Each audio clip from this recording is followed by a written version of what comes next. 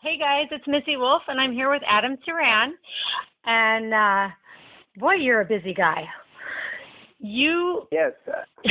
you have so much going on right now. I can't I don't even know how I'd be able to keep up with you. I don't know how you stay on top of it all. You were part of Nash Next, and you're in the top 3, correct? That's right. I finished number 2, and so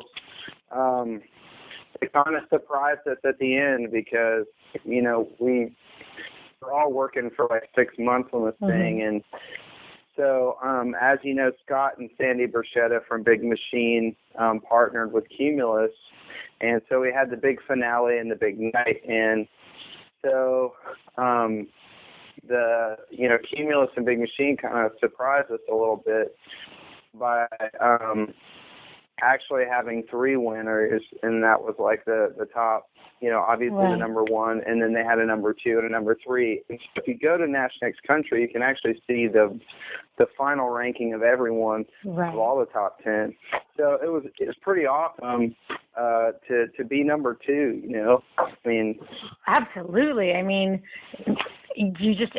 That so many people auditioned and so many people were trying, for this. So that's got to make you feel really good. Well, we asked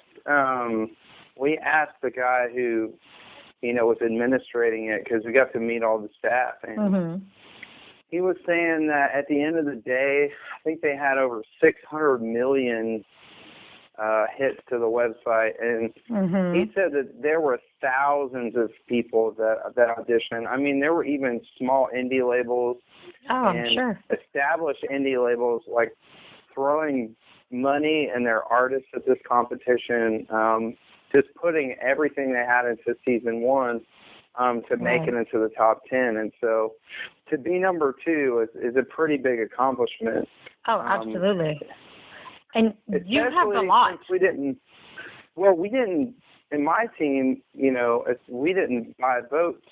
We didn't do anything like that. We did everything grassroots. We did everything legit. So to be number 2 is incredible. Oh, absolutely. Absolutely. Well, listening to your music is incredible.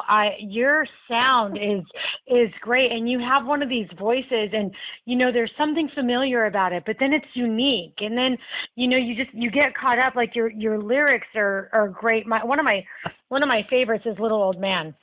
I think that actually is my favorite song of yours. I just fell in love with it. And, then Airwaves is just an awesome song, and it's so catchy and fun, and you can sing along. And, but one that really spoke to me was your song Rescue. And I know the video that I saw, you said that it was a very personal song, or, it was about losing everything. And the song was all you had. And I couldn't believe that you were just up there and so emotional and so real, and then you just sing this song, and it's just beautiful and soothing, and it encourages hope and finding your strength and courage to go on. And I'm just sitting here like a sobbing mess listening to this song. So tell me what writing that song was like for you. Well, for me, writing that song was it was a life or death situation, and it's hard to this last weekend has just been incredible, with all the Nash Next stuff and these big opportunities. But not just that. The last year and a half has just been incredible. But you wouldn't believe that. You never believe it. 8 years ago, right? It was either going to be the beginning of the rest of my life, or it was just that was it. Like, it was the end. Wow. And I had a few really cool people in my life that and one of them is Hillary McBride from a group called The Running Roots. You should definitely check them out and listen to them. But she basically said, like, hey, you can't give up. I want you to come play guitar for me. And this is before she joined the Running Roots. And I said, sure, whatever. And just that whole process and what I was going through, I ended up writing that song Rescue because that's really, that's what I had. That's what I needed in my life. I needed for love to just wrap its arms around me and not let me quit. And that's exactly what happened. And Hillary was like, no, you're not going to quit. And then someone else, my boss, Cedric, when I used to work at Verizon, he's like, no, you're not going to quit. And so I didn't quit. Good. And I started playing out, and I'll never forget, I played that song. I opened up for Hillary when we were doing the Writers' Night thing at the Bluebird. And so it's kind of like a legendary venue. I played it there the first time, about 8 years ago. And it wasn't too long ago, actually this last year, where I played at the Bluebird, and my seat that I was sitting in was right in front of the stage where I had played it the first time. So it was really emotional. And so, yeah, I mean, but that song definitely saved my life. I mean, it was life or death when I wrote it. So, boy, I'm sure glad I didn't quit, Oh, absolutely. And kudos to Hillary and to Cedric for, giving you that nudge to keep going, because, unfortunately, there's a lot of people who never get that nudge and, don't have the ability to write a song like Rescue and pull themselves out of where they're at. So, kudos to you too for actually having that, strength enough inside of you that you did keep going. And all of your fans are grateful for that, because you have a ton of fans. Oh my gosh, you have so many fans, and it's no wonder why. I mean, you're incredibly talented, and your songwriting is very it's very inspirational, but you tell a lot of stories in your songs, and they're easily heard stories, which, you're not like trying to analyze the lyrics. Like, what do they mean? What do they mean? It's very, very, very relatable music, and I love it. And I think that, others will agree with me that, that's a lot of country music, is about stories, but a lot of music in general, I don't think has this quality of story in it. And I absolutely love that about you.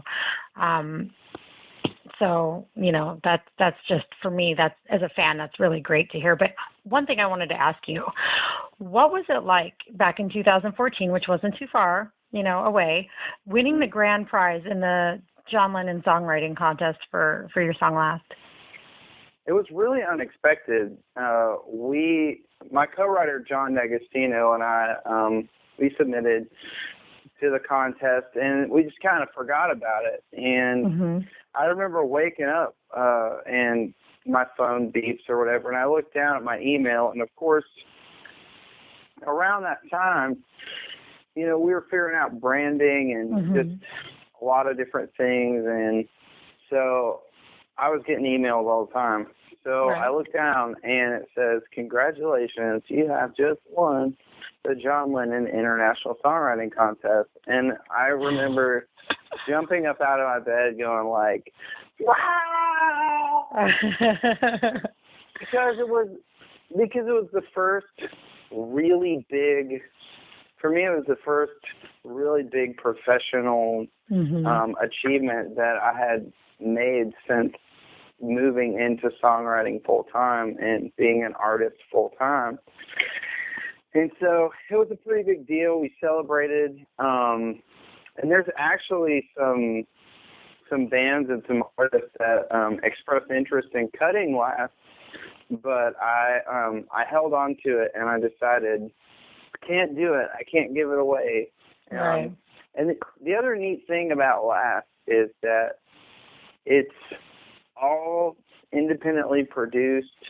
John, myself, and a guy by the name of Jason Garner, we produced Last and did it all together in this studio that's probably about the size of maybe a 2-car garage. Oh, my gosh.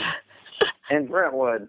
And so the fact that and the recording that was featured in the music video at Nash Next and that got the Unsigned Only Award and all this stuff, that recording is the same one.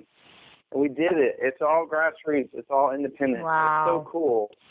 So to like have an achievement was huge, because it's It's like, wow. Right, right. I mean, I expected it.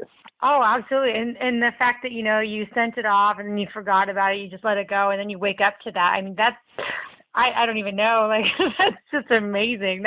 I wish I had been there to see that reaction. Or I wish it was like on video, because I'm sure that was just so incredible. And I can't imagine the whole rest of your day must have just been like just crazy and unreal. Well, so. the thing about that is, okay, so we've got John D'Agostino and Demolition Music Publishing. Mm-hmm. So that's one side of my team. And then you've got Abby Namesh, and Abby Namesh is a co-publisher. Okay, so Abby Namesh and John, are working together to get this stuff out there along with myself. So we're doing it all independent. So we put it out there, right? Abby, after we got that big thing, Abby and John were all really excited. And so we thought, okay, something cool is going on. Well, after that happened, then Robert Orman from Music Row magazine gives the song and the EP this huge review. So after that, it was just like this chain reaction of events that started happening. So you're right. It's been a good day ever since that day. Definitely. And you know what? I don't see any signs of it slowing down for you. I mean, you're going to be on the Top 10 tour, right? Going to be on the Top 10 tour. Ray Lynn is opening on the tour, so she's going to be the artist that we're touring with. So that's really exciting for me because I absolutely love her music. It's absolutely. To me, it's incredible. So she's very talented. Mm-hmm. She's spot on vocally, and she's got songs that mean something, and I can get behind that. Absolutely. Now, when you started music, you were roughly around the age of 11, I think is what I read. What inspired you to start your music? So when I was a kid, my dad was a session player, so my dad used to play for Johnny Paycheck, and what here's just really funny is that the band that we used for the big night, the Nash Next finale at the Wild Horse Saloon, mm-hmm. a lot of those guys, they knew my dad back when he was a session player, so it was kind of neat because it came full circle. But my dad used to play, and I was raised in church, and we're kind of in this interesting place where it was like Southern gospel and country music was really cool, and Christian music was really cool, but rock and roll wasn't really acceptable unless so basically if they weren't playing it at Opryland, mm-hmm. which it's now a shopping mall now. Right. It was the first Six Flags, right? Right. But it's like country music Six Flags. So if it wasn't playing there in church, we couldn't listen to it. So I was really inspired as a kid through church and through going to Opryland and seeing the shows. And then my dad would play shows. And my uncles are big musicians. Mm-hmm. And so actually my Uncle Jimmy is still doing sessions today. So they were all big inspirations. My mom sings. So it was musical. So I started singing, right? And when I was a kid, I was such a nerd. I'm telling you, I was so nerdy. When I was a kid, what I would do is I would swing on the swing set at school, and I would just sing by myself. Oh, and I would just sing, and people would come sit next to me, listen to me sing, and that's what I did. I just sang, and it was, looking back, it's so embarrassing and nerdy because I'm sure it was really bad. But I kept going, and by the time I was 11, mm-hmm. I heard Oasis on my Walkman. I had this Walkman. So for the people listening that don't know what a Walkman is, I know. That's what the guy has in Guardians of the Galaxy. That's what he cassette tape. Right. Oh gosh, that's funny. So I found my FM dial or whatever, and I started listening, and I'll never forget hearing Wonderwall for the first time. Mm-hmm. And then that guitar in the corner of the room. So my dad quit doing sessions when I was about, probably when I was about maybe Oh, maybe like eight or nine, somewhere around in there. And it may have even been before that, but he had this Gibson J45 sitting in the corner of the room. And it just became so much more appealing to me. And I'll never forget walking into my dad, and he's working on one of the first computers ever because he's really smart. Oh, gosh, yeah. And yeah, black and white. I know, and the gold letters. Yeah. Oh yeah, it was MS-DOS and Microsoft Windows 3.1. Yeah. Right. Yeah. Solitaire was like the only app on it. Like that was it. Solitaire and Minesweeper didn't come till later, but oh gosh, anyway, Minesweeper! Oh my goodness, yes. So I go in there and I'm like, all right, Dad, I think this is it. This is what I want to do. I want to play guitar. And my dad was like, all right, man, good luck. Have at it. Like he just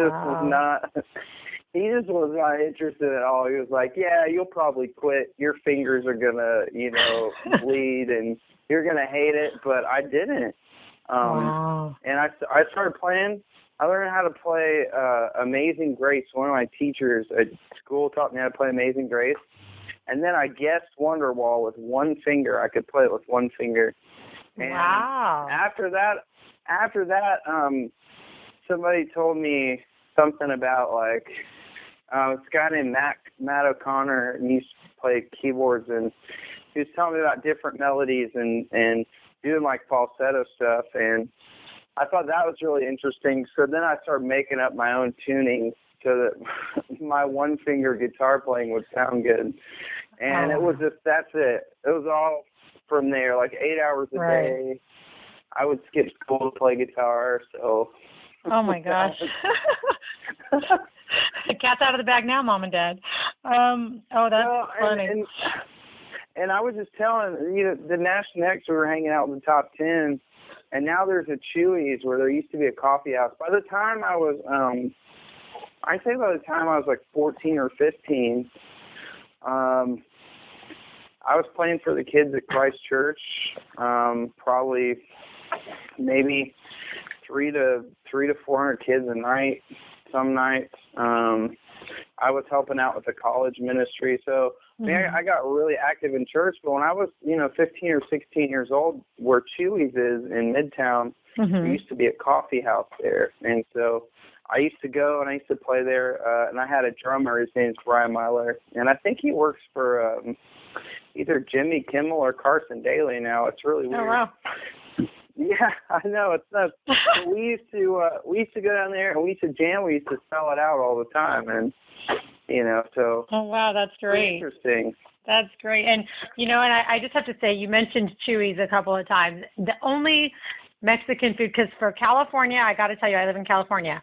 I moved to Nashville in December 13, and I could not find any good Mexican food. Like I couldn't find it.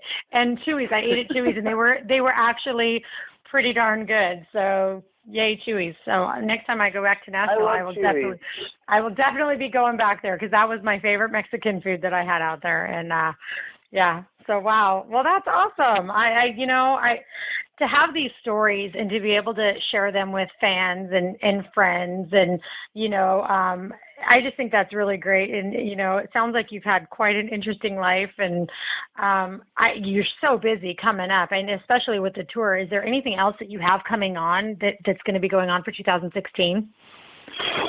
Right now I used to say the sky is the limit, but we kind of passed that already. So now it's kind of like the universe is the limit. So one of the phrases that I actually wrote this song, and it was funny, nobody wanted to write it with me, but this awesome artist, Hannah Blaylock, wrote it with me, and it's called Stop Looking at the Sky. And it's look at the universe, never know what you might find. Look at the universe and stop looking at the sky. And so that's kind of what I've learned to do. So, it's wide open right now. There's so much stuff. And for 2016, beyond the tour, I'm really trying to keep things open a little bit. And I'm trying to get in some good quality time with my son and just really focus on, releasing releasing some new songs and writing. So, I mean, really the universe is the limit. I mean, I have no idea, but there's a bunch of stuff that's going to be coming across my desk here in the next couple of days. So a lot of big decisions. Yeah. But one thing I can say for sure is it's going to be awesome, and there's some really great new songs that are coming out. And if you're a fan of what you've heard so far, be very excited because my brand is Play It, Sing It, Mean It. And oh, great. I love that. You know, one of the things that I'm very true to is that, you know, my soul's not for sale. You know what I mean? Mm-hmm. So it's my songwriting, my honesty, and my transparency. Those are things that are going to continue to grow as my career moves forward. So you can expect more of that, and it's going to be exciting. It's going to be positive, Absolutely. and it's going to be encouraging. So. Absolutely. Well, we've already started sharing your music. You know, I actually posted one of your songs earlier today and was like, you know what, friends, you guys need to check him out if you don't know who he is already. Because, you know, I love it. And I see your career just taking off. You have a talent that I think a lot of people are just dying for. You have a definite gift, and I'm so glad to hear that you're doing what you're doing, and you have such a positive outlook, and that's great. And you're right. It's not about the sky's the limit. It is the universe. It's the limit. It's, you know, there's nothing you can't do if you work hard. So kudos to you. That's totally true. Mm-hmm. Definitely. Well, I mean, the thing is, a lot of people ask me, a lot of fans, friends, and even some family members ask me, they're like, man, you know, like I'd do anything, you know, to do what you do. And it's like, what do I have to do? And, you know, there's really only two things that you have to do if we're keeping it simple. And one of those two things is just live your life and, you know, experience it, you know, while you're living it. And two, don't be a guitar holder or a lip syncer. You know, if you see that guitar, that piano, or that, you know, those drums or whatever it is, you know, if you see those things and, you know, they appeal to you creatively, the only way to get good is to take the time and just practice and work really hard. Just like you said, it's working hard. So it's experiencing life and living your life, and then working hard towards your dream, whether it's creativity or not. And Absolutely. the last thing I really want to tell people is that, you know, everybody is good at something, and there's people that are terrible guitar players and they're horrible musicians. They can't sing a note. That'd be me. They write great lyrics. You know, I mean, they write great lyrics, and I know so many people who are incredible songwriters who have amazing careers, you know, bigger than mine may ever be, who are just great lyricists. So don't write yourself out of your dream, you know, just because you assume that, you know, what you can contribute may not be as cool as what somebody else can contribute. Because I'm telling you, if you work hard at it and you get creative and you're innovative, you know, there may be a spot for you there. But I guess those are my words of wisdom. Well, I love that. Don't write yourself out of your dream, because how many people do that? People are told, you'll never do this, you can't do that, and then they believe them, and so they give up and they don't pursue it. And so you're right. Don't write yourself out of your dream, no matter what that is. That's incredible. Like, I just walked away from something. Like, that's great. I love it. Well, I almost wrote myself out of my own story, you know. I almost wrote myself out of my own life, out of my own dreams.